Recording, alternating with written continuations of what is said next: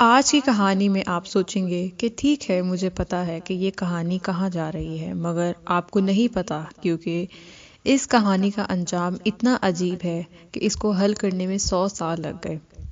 لیکن اس سے پہلے اگر آپ عجیب و غریب واقعات سننے کا شوق رکھتے ہیں تو آپ پلیز اس ویڈیو کو لائک کریں اور ہمارے اس چینل کو سبسکرائب بھی کر لیں۔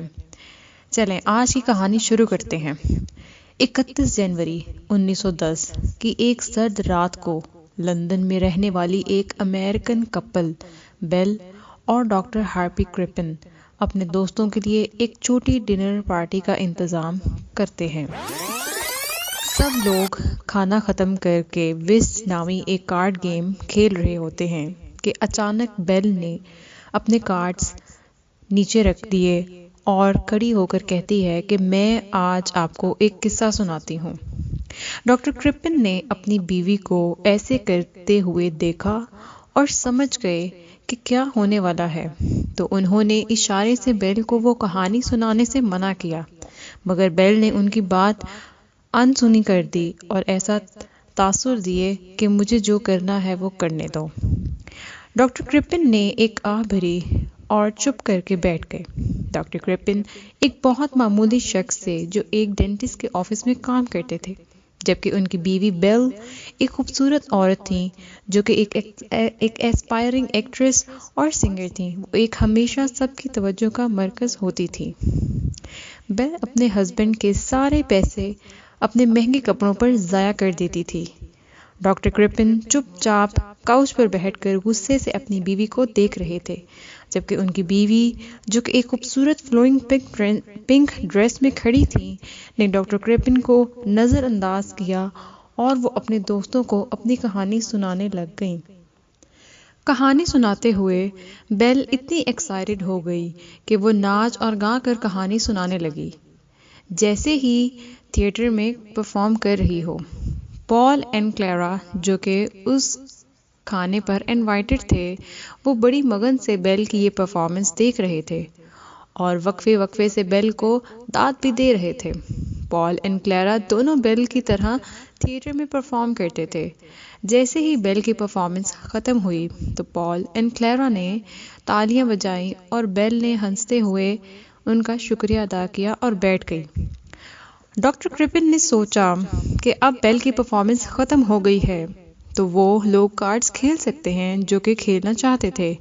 ڈاکٹر کرپن نے کارڈز اٹھائے لیکن ان کو اندازہ ہو گیا کہ اب کارڈز نہیں کھیل پائیں گے کیونکہ بیل کی پرفارمنس کی وجہ سے ٹائم کافی ہو گیا تھا اور مہمان اب اپنے گھروں کی طرف نکل رہے تھے کیونکہ رات کافی ہو گئی تھی۔ ڈاکٹر کرپن ابھی اپنی جگہ سے اٹھ ہی رہے تھے کہ ان کی بیگم بیل نے کہا کہ مہمانوں کے گھر پہنچنے کے لیے گھوڑا گاڑی کا انتظام کریں۔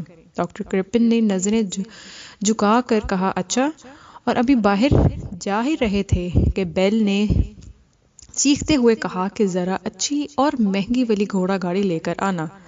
ڈاکٹر کرپن نے غصے سے بیل کو دیکھا اور چپ چاپ گھر سے باہر نکل گئے، لیکن ہر جگہ ڈھونڈنے کے بعد ان کو اچھی والی گھوڑا گاڑی نہیں ملی جس کی ڈیمانڈ ان کی بیوی بیل نے کی تھی۔ ڈاکٹر کرپن کو جو بھی گھوڑا گاڑی ملی وہ سستی اور خراب حالت میں تھی۔ تقریباً 1 گھنٹہ ڈھونڈنے کے بعد ان کو کوئی اچھی والی گھوڑا گاڑی نہیں ملی اور تھک ہار کر وہ گھر ایک سستی اور خراب حالت والی گھوڑا گاڑی لے کر پہنچ گئے۔ گھر کے اندر جا کر انہوں نے پال اینڈ کلیرا کو بتایا کہ آپ کی سواری آپ کا باہر انتظار کر رہی ہے۔ پال اینڈ کلیرا کے ساتھ بیل بھی باہر گئی اور جب اس نے خستہ حالت میں گھوڑا گاڑی دیکھی تو بہت ہی غصے سے ڈاکٹر کرپن کو دیکھا، لیکن ان کے مہمان جن کو کوئی مسئلہ نہیں تھا وہ سواری میں بیٹھے اور گھر کی طرف روانہ ہو گئے۔ ڈاکٹر کرپن جیسے ہی گھر جانے کے لیے مڑے تو بیل ادھر موجود نہیں تھی۔ ڈاکٹر کرپن جان گئے کہ گھر جا کر بیل نے ان پر چیخنا اور چلانا ہے۔ جیسے ہی ڈاکٹر کرپن اپنے گھر میں داخل ہوئے تو بیل نے ان کو ڈانٹنا شروع کر دیا کہ ایک تو ڈاکٹر کرپن گھنٹہ لیٹ آئے اور وہ بھی گھوڑا گاڑی لائے، وہ بہت ہی خستہ حالت میں تھی۔ بیل نے ڈاکٹر کرپن کو کہا کہ تمہاری وجہ سے آج کی پارٹی برباد ہو گئی۔ حالانکہ ڈاکٹر کرپن نے کہا کہ پارٹی تو بہت اچھی رہی، لیکن بیل نے غصے سے کہا کہ صرف ڈاکٹر کرپن کی وجہ سے سارا ایونٹ برباد ہو گیا۔ وہ نہ صرف بورنگ ہے بلکہ اس کی بات بھی نہیں سنتا اور نہ ہی مانتا ہے۔ ڈاکٹر کرپن نے اپنا سر نیچے رکھا اور بیل کی کسی بات کا جواب نہیں دیا، جس سے بیل اور غصے میں آ گئی اور وہ اپنے کمرے میں گئی اور ایک فریم اٹھا کر لائی اور ڈاکٹر کرپن کو کہا کہ میں جس آدمی کو چاہوں اس کے ساتھ تعلق رکھ سکتی ہوں، اور پھر فریم کی طرف اشارہ کیا جس میں بیل کے عاشق کی تصویر تھی اور کہا کہ میں اس سے تعلق رکھ سکتی ہوں، مجھے تمہاری کوئی ضرورت نہیں ہے۔ اس فریم میں ایک آدمی کی تصویر تھی جس سے بیل نے ڈاکٹر کرپن کو دھوکہ دیا تھا۔ ڈاکٹر کرپن کو اس افیئر کا پتہ تھا اور انہوں نے بیل کو معاف بھی کر دیا تھا۔ یہ سب سن کے بھی ڈاکٹر کرپن چپ چاپ بیل کی بات سنتے رہے۔ بیل کا بیہیویئر ڈاکٹر کرپن کے ساتھ ایسا ہی تھا۔ ڈاکٹر کرپن کو چپ دیکھ کر بیل کو اور غصہ آیا اور اس نے کہا کہ وہ کل اس کو چھوڑ کے جا رہی ہے۔ She said, "It's over." یہ بات سن کر بھی ڈاکٹر کرپن چپ رہے۔ ایسا لگ رہا تھا کہ وہ اس برتاؤ کے عادی ہیں، حالانکہ بیل نے ان کو چھوڑنے کی دھمکی دی تھی۔ ڈاکٹر کرپن بھی اس شادی کو لے کر اس طرح سے ناخوش تھے جیسے کہ بیل اس شادی سے، مگر وہ کسی اسکینڈل کے ڈر سے بیل کو طلاق دینے سے ڈرتے تھے۔ وہ چاہتے تھے کہ بیل خود ہی ان کو چھوڑ دے، اس لیے وہ چپ چاپ بیل کا غصہ برداشت کر رہے تھے۔ ڈاکٹر کرپن چاہ رہے تھے کہ بیل کا غصہ ٹھنڈا ہو اور وہ اپنے روم میں جا کر سو جائیں، لیکن بیل کا غصہ بڑھتا ہی جا رہا تھا۔ بیل ان کو باتیں سنا رہی تھی کہ اچانک ڈاکٹر کرپن نے بولا، "Do you want some whiskey?" بیل ایک لمحے کے لیے رکی اور ایک دم اس کا موڈ بدل گیا اور اس نے اپنے شوہر سے کہا، "جی ضرور۔" ڈاکٹر کرپن وسکی لے آئے اور دونوں بیٹھ کر پینے لگے۔ 2 دن بعد تھیٹر میں جہاں بیل پرفارم کرتی تھی اور پال اور کلیرا بھی کام کرتے تھے، سارے ایک میٹنگ میں بیٹھے تھے، لیکن میٹنگ شروع نہیں ہوئی تھی کیونکہ بیل ابھی تک آئی نہیں تھی اور کسی کو نہیں پتا تھا کہ وہ کہاں ہے۔ وہ سب بیل کا انتظار کر رہے تھے کہ اچانک دروازے پر دستک ہوتی ہے اور ایک نوجوان لڑکی اندر آتی ہے۔ یہ نوجوان لڑکی ڈاکٹر کرپن کی اسسٹنٹ ہوتی ہے اور اس کی سانس پھولی ہوتی ہے اور اس کے ہاتھ میں ایک لیٹر بھی ہوتا ہے۔ وہ لیٹر ٹیبل پر رکھ کر واپس چلی جاتی ہے۔ سب حیرانی سے ایک دوسرے کو دیکھ رہے ہوتے ہیں کہ کلیرا وہ لیٹر اٹھاتی ہے اور اونچی آواز میں پڑھنے لگتی ہے۔ یہ لیٹر ڈاکٹر کرپن کی طرف سے ہوتا ہے جس میں لکھا ہوتا ہے کہ بیل کے کسی قریبی عزیز کی شدید طبیعت خراب ہے اور وہ اس کی عیادت کے لیے امریکہ چلی گئی ہے اور وہ کچھ مہینوں بعد واپس لوٹے گی۔ سارے یہ سن کر بہت حیران ہوتے ہیں کہ بیل ان کو بتائے اور ملے بغیر امریکہ چلی گئی، مگر پھر سوچتے ہیں کہ شاید بہت ہی ضروری ہوگا اس کا امریکہ جانا۔ 3 ہفتوں بعد کلیرا اور تھیٹر کے باقی ممبرز نے ایک اینول بیل کا ایونٹ منعقد کیا، جیسا وہ ہر سال کرتے تھے۔ ہر سال کی طرح انہوں نے بیل اور اس کے شوہر ڈاکٹر کرپن کو بھی انویٹیشن بھیجا۔ سب کو پتا تھا کہ بیل امریکہ میں ہے اور وہ نہیں آئے گی، مگر جس دن یہ ایونٹ شروع ہوا تو سب ایک دم حیران رہ گئے۔ ڈاکٹر کرپن فنکشن میں آتے ہیں مگر ان کے ساتھ عورت ہوتی ہے۔ یہ عورت ڈاکٹر کرپن کی سیکرٹری ہوتی ہے۔ وہ دونوں کھلم کھلا ڈانس کرتے ہیں۔ کلیرا بہت حیران اور پریشان ہوتی ہے کہ یہ کیا معاملہ ہے۔ بیل تو امریکہ میں ہے اور ڈاکٹر کرپن اپنی سیکرٹری ہیلن کے ساتھ کھلم کھلا بیل کو دھوکہ دے رہے ہیں۔ اس رات کو کلیرا اور اس کے باقی دوست فیصلہ کرتے ہیں کہ ڈاکٹر کرپن کو بھی کسی پارٹی پر انوائٹ نہیں کرنا جب تک بیل واپس نہیں آ جاتی، لیکن کافی عرصہ گزر جاتا ہے اور بیل امریکہ سے واپس نہیں آتی، نہ ہی وہ کسی دوست کو خط لکھتی ہے اور ایسا لگ رہا تھا کہ وہ غائب ہی ہو گئی ہے۔ 20 مارچ 1910 کو ڈاکٹر کرپن اعلان کرتے ہیں کہ ان کی وائف بیل، جو کہ امریکہ میں تھی، کسی بیماری کی وجہ سے فوت ہو گئی ہے۔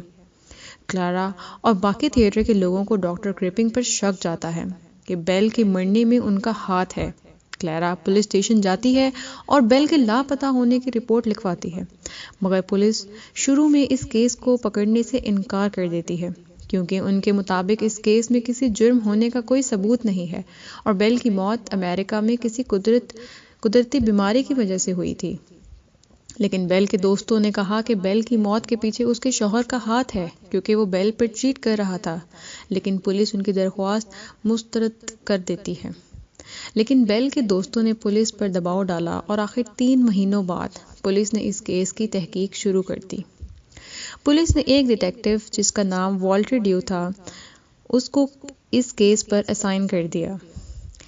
3 جولائی 1910 والٹر ڈیو ڈاکٹر کرپنگ کے گھر پہنچ جاتا ہے تاکہ وہ ڈاکٹر کرپنگ سے اس کی بیوی کے بارے میں پوچھ تاچھ کر سکے۔ اب والٹر ایکسپیکٹ کر رہے تھے کہ ڈاکٹر کرپنگ وہی کہانی بتائیں گے جو انہوں نے سب کو سنائی تھی کہ ان کی بیگم امریکہ میں کسی بیماری کی وجہ سے فوت ہوئی، لیکن جب کرپنگ نے والٹر کو جو بتایا وہ بالکل ہی الگ کہانی تھی۔ شروع میں والٹر نے کرپنگ سے اس کی بیگم کے بارے میں سیدھے سیدھے سوال پوچھے، مگر کرپنگ ایسے جواب دے رہا تھا جیسے وہ شرمندہ ہو۔ والٹر نے یہ بات نوٹس کی، مگر وہ ڈاکٹر کرپنگ سے سوال پوچھتا گیا اور وہ جواب دیتا گیا، لیکن ایک پوائنٹ پر آ کر ڈاکٹر کرپنگ چپ ہو گیا۔ اس نے اپنی گلاسز اتاری اور والٹر کی طرف دیکھتے ہوئے بولا کہ میں آپ کو سچ بتاتا ہوں۔ اس نے والٹر کو بتایا کہ بیل زندہ ہے۔ اس نے بتایا کہ جس رات پارٹی تھی، کلیرا اور پال کے جانے کے بعد وہ اور بیل سو گئے تھے، لیکن جب وہ صبح اٹھا تو بیل وہاں موجود نہیں تھی اور نہ ہی اس کا سامان۔ ایسا لگ رہا تھا کہ جیسے رات کو اس نے سامان باندھا اور اس کو بتائے بغیر کہیں چلی گئی۔ والٹر نے پوچھا کہ تم نے پھر بیل کی موت کے بارے میں کیوں جھوٹ بولا؟ تو کرپنگ کہتا کہ وہ کسی اسکینڈل میں نہیں پڑنا چاہتا تھا۔ اس نے یہ بھی بتایا کہ بیل کا اس کے ساتھ بیہیویئر بالکل نہیں اچھا تھا، مگر باقی سب کے ساتھ اس کا بیہیویئر بہت ہی اچھا ہوتا تھا، اس لیے سب اس کو پسند کرتے تھے۔ کرپنگ نے کہا کہ اس کو جھوٹ کی وجہ سے دونوں کی ریپوٹیشن کا کوئی نقصان نہیں پہنچنا تھا، اس لیے اس نے یہ جھوٹ بولا کہ بیل امریکہ چلی گئی ہے اور ادھر ہی اس کی موت ہو گئی ہے۔ اور جب ڈاکٹر کرپنگ کو پکا یقین ہو گیا کہ بیل نے واپس نہیں آنا، تب اس نے ایتھل کو ڈیٹ کرنا شروع کیا۔ ڈاکٹر کرپنگ نے والٹر کو بتایا کہ یہی سچ ہے کہ اس نے بیل کو چیٹ نہیں کیا اور بیل کے غائب ہونے میں اس کا کوئی ہاتھ نہیں ہے اور بیل اپنی مرضی سے گئی ہے۔ انسپکٹر والٹر نے جب ڈاکٹر کرپنگ کو دیکھا تھا تو اس کو اندازہ ہو گیا تھا کہ ڈاکٹر کرپنگ کی بیوی اس کو چھوڑ کر جا سکتی تھی، اور جتنا ڈاکٹر کرپنگ شرمندہ نظر آ رہا تھا تو انسپکٹر نے کرپنگ کی تمام باتوں کا یقین کر لیا تھا۔ انسپکٹر نے ڈاکٹر کرپنگ کو کہا کہ روٹین کے مطابق اس کے گھر کی تلاشی لینی ہے، کیونکہ جو بھی ہے بیل تو لاپتہ ہے اور ہمیں ہر پہلو کا جائزہ لینا ہے۔ ڈاکٹر کرپنگ نے کہا کیوں نہیں، آپ میرے گھر کی تلاشی لیں اور اپنی روٹین تلاشی پوری کریں۔ انسپکٹر نے پورے گھر کی تلاشی لی اور اس کو کچھ نہ ملا تو اس نے جاتے ہوئے ڈاکٹر کو کہا کہ مجھے آپ کی کہانی پر فی الحال یقین ہے اور کیس بیسیکلی کلوز ہو گیا ہے، لیکن انسپکٹر بیل سے بات کرنا چاہتا تھا تاکہ یہ آفیشلی کلوزڈ ہو سکے۔ ڈاکٹر کرپنگ نے کہا ضرور، کیوں نہیں، کیونکہ باقی سب لوگوں کو لگ رہا تھا کہ بیل مر چکی ہے۔ ڈاکٹر کرپنگ نے انسپکٹر کے ساتھ دیا اور بیل کا اسکیچ بنانے میں انسپکٹر کی مدد بھی کی۔ بیل کی تصویر امریکہ کے نیوز پیپر میں دی گئی اور لکھا گیا کہ بیل اگر تم یہ دیکھ سکتی ہو تو پلیز لندن کی پولیس سے رابطہ کرو۔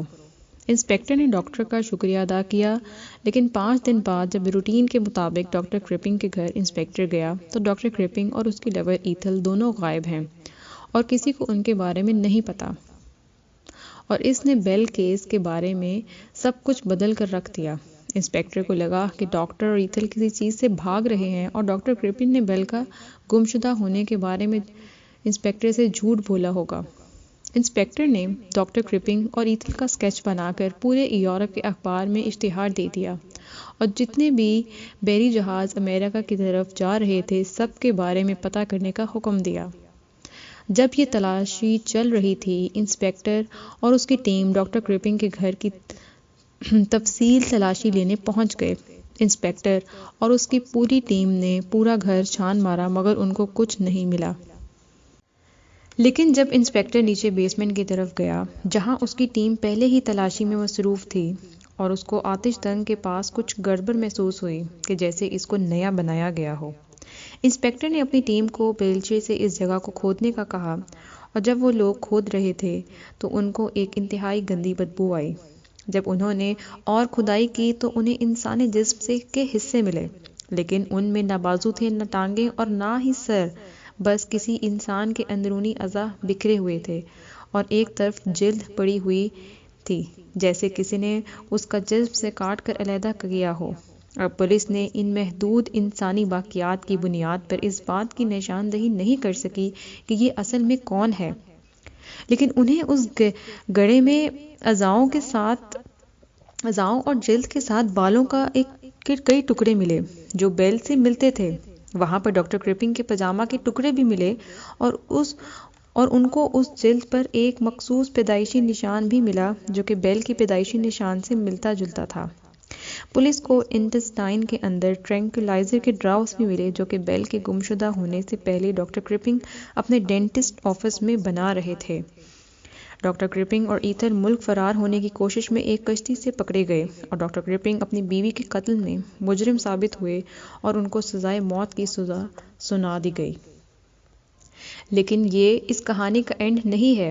100 سال بعد 2010 میں ایک فورینسک سائنٹسٹ ٹیم جو کہ مائیکیگن اسٹیٹ یونیورسٹی سے تھی، انٹسٹائن سے ایک ٹیشو نکالا جو کہ لندن میوزیم میں محفوظ رکھا ہوا تھا۔ قتل کا یہ کیس 2010 سے باضابطہ طور پر بند تھا، مگر اس کیس کی عجیب و غریب تفصیلات کی وجہ سے بہت سے لوگوں کو پوری طرح سمجھ میں نہیں آیا تھا۔ کافی لوگوں کو اس بات پر اعتراض تھا کہ ڈاکٹر کرپن نے بیل کا سر، پیر اور ہاتھ کو کیسے اور کہاں ڈسپوز کیا جو آج تک کسی کو نہیں ملا، لیکن اس ڈاکٹر نے اعضاؤں اور جلد کو بیسمنٹ میں دفن کر دیا، وہ بھی ڈھیلی اینٹوں کے نیچے۔ تو مائیکیگن کے فورینسک سائنٹسٹ نے ڈی این اے جو کہ ٹیشو سے حاصل کیا اور بیل کی نواسائی کے ساتھ موازنہ کیا تو پتہ لگا کہ وہ میچ نہیں کرتے، جس سے یہ ثابت ہوا کہ جو ڈھانچہ ڈاکٹر کرپنگ کی بیسمنٹ سے ملا تھا وہ بیل کا نہیں تھا۔ لیکن یہ بات بھی اتنی عجیب نہیں تھی جتنی اب ہم آپ کو بتانے لگے ہیں۔ یہ ڈھانچہ کسی بھی عورت کا نہیں تھا بلکہ کسی مرد کا تھا، اور آج کے دن تک کوئی بھی اس ڈھانچے کی نشاندہی نہیں کر سکا اور بیل کا بھی نہیں پتہ چل سکا۔ صرف ہمیں یہ پتہ ہے کہ ڈاکٹر کرپنگ جو کہ بے گناہ تھے، انہیں موت کی سزا ہوئی تھی۔